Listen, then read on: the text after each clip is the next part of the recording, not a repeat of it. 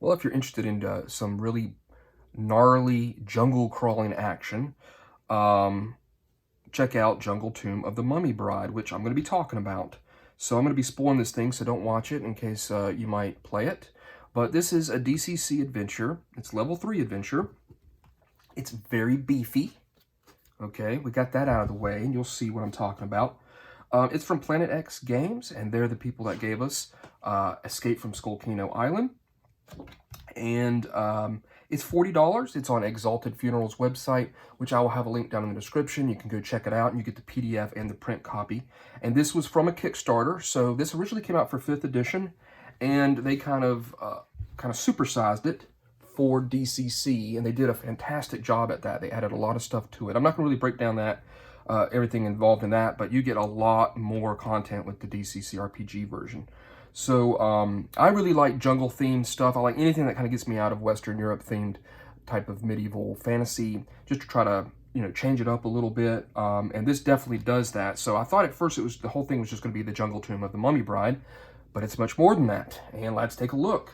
So of course they've got this great kind of comic book advertisement stuff, which is just fun, and obviously shows it's kind of lighthearted a little bit, but they're having some fun with it. Great piece of art here, showing you the Jungle Tomb of the Mummy Bride, and it's got some great art all throughout it. So one thing that we're going to really look at here, more so than normal, is the table of contents, because this is really going to show you, should you be watching this video, and I don't want it to be extremely long because I simply cannot talk all about what's inside this book. There's just too much.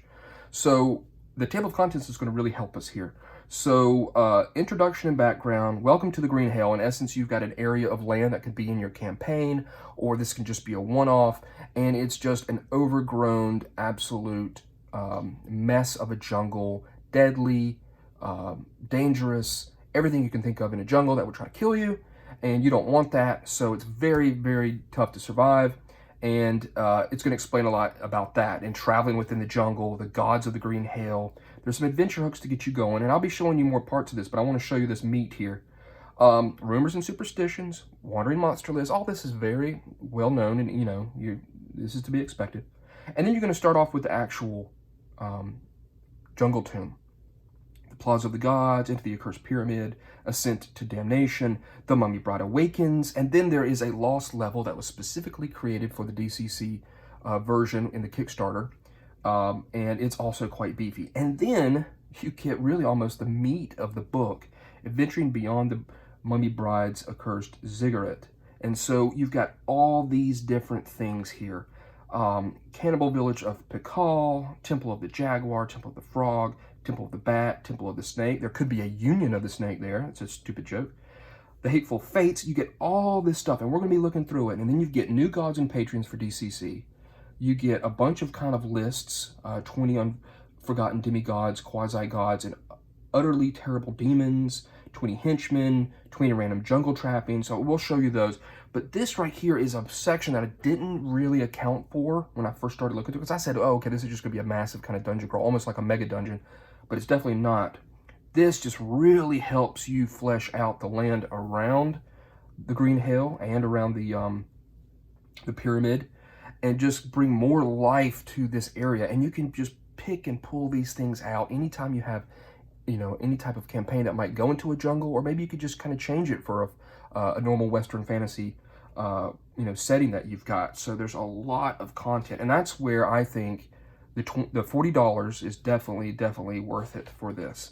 So again, introduction, background. Now, welcome to the Green Hill. So one thing that's interesting about this adventure is it doesn't set you up with some big story. It doesn't sit there and say, here's this, you're trying to do that, this person wants you to go get this, and here's their stats. It just says, here it is. Here's some hooks right here, some adventure hooks to maybe get you there. Maybe there's gold, maybe there's the Heart of Gold, some sort of huge gem. Maybe the characters are lost. Maybe they're just kind of explorers. There's a whole bunch of stuff. Maybe they're fleeing from enemies. And it just kind of says, here it is, okay?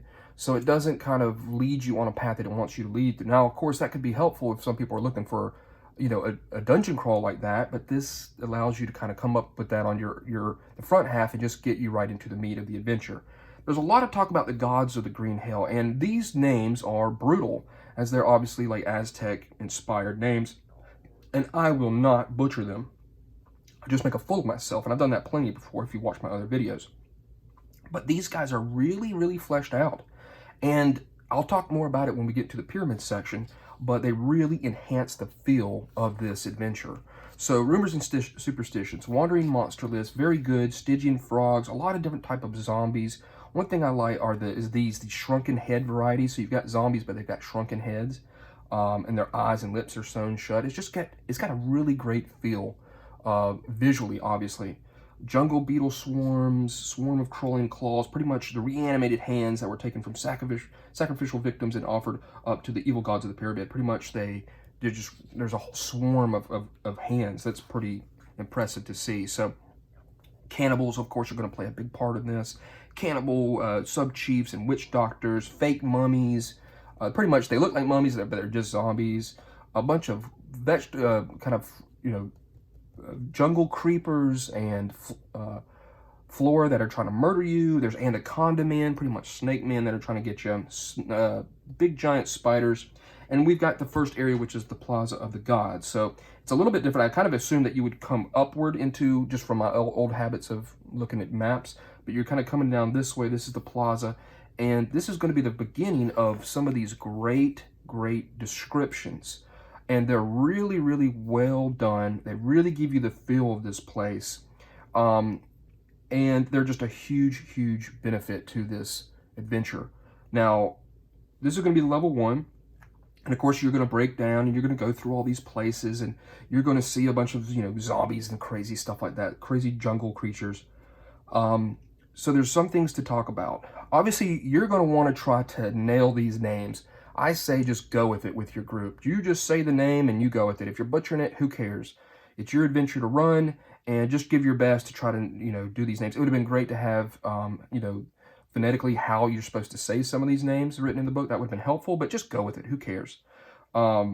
So one thing I really enjoy about this pyramid is that almost every single room depicts some sort of depravity, some sort of terrible grisly ritual with the ancient inhabitants of this pyramid. And they're on murals, they're on paintings, they're on the floor, they're on tiles. Almost every single room has that. And it's very descriptive. It gives a great presence about the place. But it's one of those things where, while this has got great art throughout it, it makes me want to have a piece of art almost for every single room, just to show all these depictions of these murals and these paintings, because they're just so impressive. So it's one of those things where you want more of what they're giving you. And I'm not going to break down everything, obviously, here, because this would be pretty long. But I really like this piece of art. I know it looks very kind of basic, but you can see there's some light coming in from the top here. It's kind of illuminating this, but it's not overdone. It gives you the feeling of the blackness, going forward. I just really like it. It's one I think that people could possibly just kind of be like, okay, it's just like a hallway or something. But no, I think it really is a great picture to show, piece of art to show your players. There's amazing fountains that have different type of animals, and those are going to be used in other part of the book that I'll be explaining. A lot of it is very obviously creative. There's not much stuff here that's out of the ordinary when it comes to like a jungle pyramid, but it definitely has got a great feel to it. When you got these swarm of crawling claws, there's an idol of a demon toad. This hallway, this is very interesting. Let's see. This hallway right here actually spins. It rotates. It's quite deadly. So that's a very neat kind of visual thing for the players to get. There are secret passages, and that's where the demon toad idol is. And there's some stairs going up here to get to the next level. It's not an extremely big pyramid. It's kind of a little bit deceiving when you read it, just because they've given you so much great descriptive stuff, but it's not extremely big. And one thing I'll say is that it's not really loaded down with a bunch of magical weapons and armor or stuff like that. It's more gems, jewelry, stuff like, for you to sell. And I'll be addressing some of that towards the end of what you should probably do with this book. This is pretty cool. This Umjumbu is what I'm going to call him. It's pretty much a mummified head of a great long dead shaman, and you can kind of hold him up and he'll If you open up his mouth and stuff, he'll speak. He'll let you get through a trap. It's just very, very evocative of this type of adventure, which of course they've done a great job. Black Brothers of a Cannibal God are pretty nasty. There's 2 evil priests that try to murder you if you get through. This cannibal jar is a kind of a magical item that's very nasty. And these guys, this is a great ability, this heart clutch. They can pretty much just pull your beating heart out of your chest, and it'll fly across the room to them. And I just think that's really cool. It says when, pretty much you can, they'll see their heart burn, and, and it gets into their claws right in front of their face. Great piece of art here, this huge bat creature. And this goes into the mythology kind of the pyramid and the land, because it can be summoned up as part of this kind of going through these 2 totems. It'll set off this trap. There's a good bit of traps, and I do believe this is quite a deadly normal DCC adventure. Great idol here of this guy, which I'm not going to pronounce his name, and some cool things that can happen. There is one trap I really like where you pretty much have to put your arm through this, I think it's the toad statue, and it will drain the blood out of you in order to open up a passageway. And I just think that's just really neat, as its eyes fill with the player's blood. So a lot of cannibalism, a lot of blood, a lot of decapitation, a lot of like the worst of the Aztecs, versus, civilizations that are like that are depicted in this adventure. And there, again, I just want to reiterate, there's just so much description of these murals and walls to give life to this place. There is a cool area that's got some water that they pretty much would toss people's body in back in the old days, and these piranhas would just eat them alive, but now the piranhas have become undead. So they're still there, but they're just in piranha form, and it's this open air cenote, which I had to Google to find out how you pronounce that, so I'm glad I got that right. And then we go on to level 2. Again, more of the great same stuff. Shrines, archways. This one's got like a magical barrier in front of it. And it's just really, really well laid out. This art's cool. It's a little bit busy here. I can't really exactly depict what's going on there.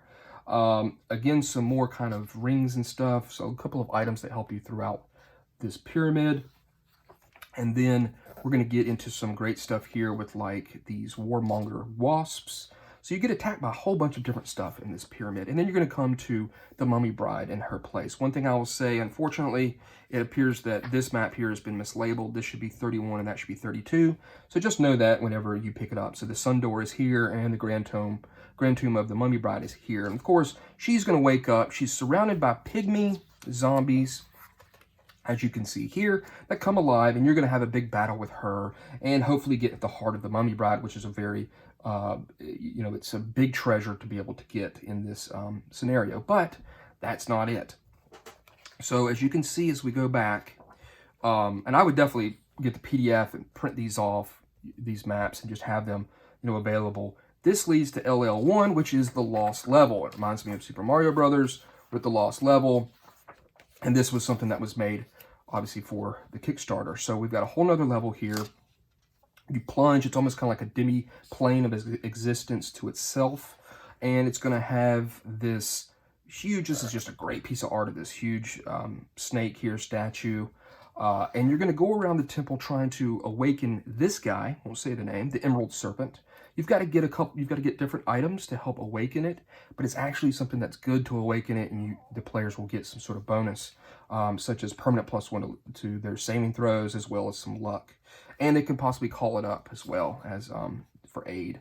So it's just a great extra. And like I said, I cannot break this down. We will literally be here for a long time. But it shows you all the different type of items, the special magical items that you need to get in order to awaken the Emerald Serpent. So that's pretty cool. And then we get into more of the content that I was talking about. So venturing beyond it. And so we've got a cannibal village. And this thing is fully fleshed out, as you can see here. It's got a lot of really cool items like this mudblood, eldritch leeches. These leeches, they suck on you, but they give you a power. The mudblood is pretty cool. It pretty much enrages you, but it gives you +4 to strength checks and fort saves, +2 to damage. And it's just very, very neat. But they said the coded targets are able to cast spells. They can't cast them or concentrate on them while under the effect of Mudblood. So it's going to stop you from casting spells. And it's just neat. Some of this stuff here is kind of very obviously fits well within the feel of this adventure with more stuff here. It's almost as if a lot of the magical items and stuff are more in this back section than they are in the actual pyramid. And that's where I would tell you, when you've got this green hell, this huge jungle, you're going to be able to place some of these places in there, or all of them. It's however much you want to use, is to go to these places before you get to the pyramid. And get some of these magical items, get a feel for kind of the land before you immediately dive into the pyramid. Of course, if you don't have the time during your session, you can just jump right into the pyramid. So here's still, you can see we're still going through the jungle, the village here. And so that's just very impressive. There's the satellite temples, and this is what I was telling you about the different animals. So each one of those animals that was depicted on that fountain has got their own temple with their own map and their own thing going on with it. So it's just neat to be able to come across these little smaller temples, as this frog's trying to eat this guy. That's detrimental to him, and kind of get more of a feel for these gods as well as just the land in general. So then we got the Temple of the Snake. And then, I was looking at it, I was like, well, what's this? Well, this is like this is the Hateful Fates. It's like 3 terrible hags that live at the bottom of a cursed cenote. So that's cool. It's like a little encounter. You could just have them run into them. And then this honeyed horrors of hexagonal hell in 3B is a whole thing here about these bees. They're terrible. They want to kill you. They're fiendish, it says. And there's a lot of stuff to get, to be had if you're able to tackle them. Hazards that, you may come across throughout the Green Hill: geyser blasts, geyser fields, acid pools, boiling mud. Very neat. Of course, you don't want that. And then click-clack, you've lost your head. Here's a whole thing all about a bunch of beetles and giant ants. It's just, again, there's just so much going on in this. Down on the fungus farm, tipping black some juca. And then we've got the Garden of Dead Knowledge, a whole other area, once again, deep within the vast green hill that surrounds the forsaken tomb of the Mummy Bride, and hidden from its malevolent influence by an ancient magic few mortals can comprehend, lies in the Garden of Dead Knowledge. So it's just a huge corpse garden, and there's all these shrew men where they contemplate the deeper meanings of existence while communicating with what they perceive to be the sacred life force of the universe. So look at this. Again, just a whole bunch of stuff in this book. I was just absolutely gobsmacked at all the work that went into this. This has got a huge word count. And look at this big guy here. You don't want to run into him. Try and run. Secrets in the Garden. These are own little, again, small little kind of encounters that you can add to your session or to your campaign. Here we've got, this is a thing where you get captured, the players get captured by anaconda men, and then they've got to try to break out. So here's their lair and their central chamber, and then this temple of this guy or person. Big map, even though it's small, with a lot of different rooms for you to try to escape out of here. Of course, dealing with different nasty priestesses and anaconda men and spiders, jaguars, vipers, whole sorts of stuff like that. So as you can see, it just keeps going on and on. Bloody cradle of this person, this thing, Curse of the Wolf Bat, a chance encounter on the trail. Here's another. These are almost, some of these are almost like little tiny adventures. Very neat. And again, makes that $40 price tag really, makes sense as it keeps going. And then you've got the whole section here on the new gods and patrons. This thing's pretty nasty looking, that right there. There's also some zombies that have like ticks all over them. I think that's pretty brutal. So it tells you about these different patrons here. And writing up patrons is not easy work.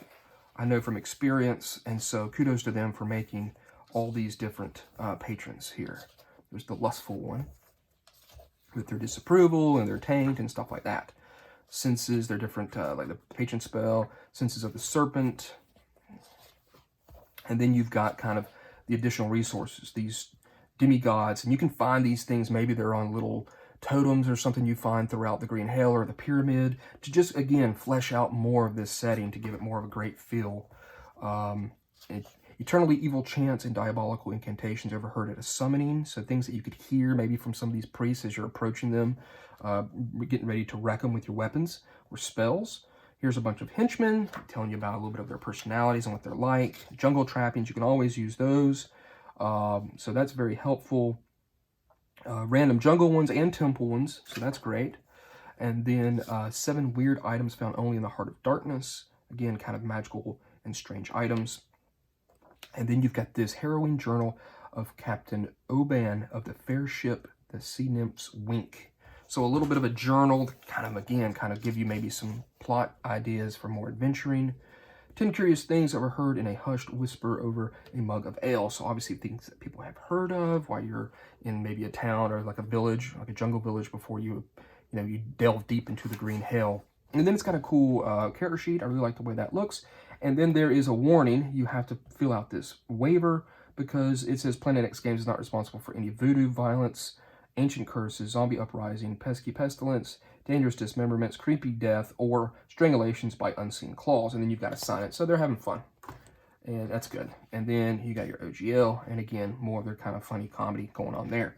So overall, I was very impressed with this. I think $40 is more than reasonable for the amount of content you get. It almost makes the pyramid seems kind of small, but boy, is it going to be fun to kind of flesh out the green hell, have your players go through there, really endure what it has, the true hell that it is. Maybe encounter the village or the cannibal village, have them encounter these small temples. They're still trying to find the pyramid. They think they might find it, but no, it's one of these satellite temples. But it's going to help you introduce a little bit to some of the things, especially do the four temples and then have them go to the pyramid. They'll be able to see the representations of those 4 temples.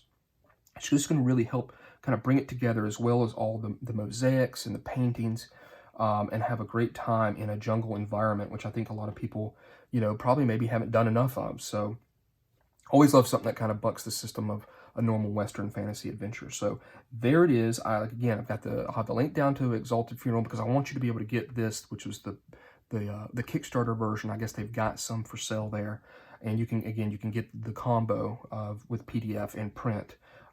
So check that out. I think it's a very, very meaty purchase. I mean, that's the only thing I can say from it. There's so many great ideas, terrible traps, really cool takes on jungle motif animals and monsters like zombies.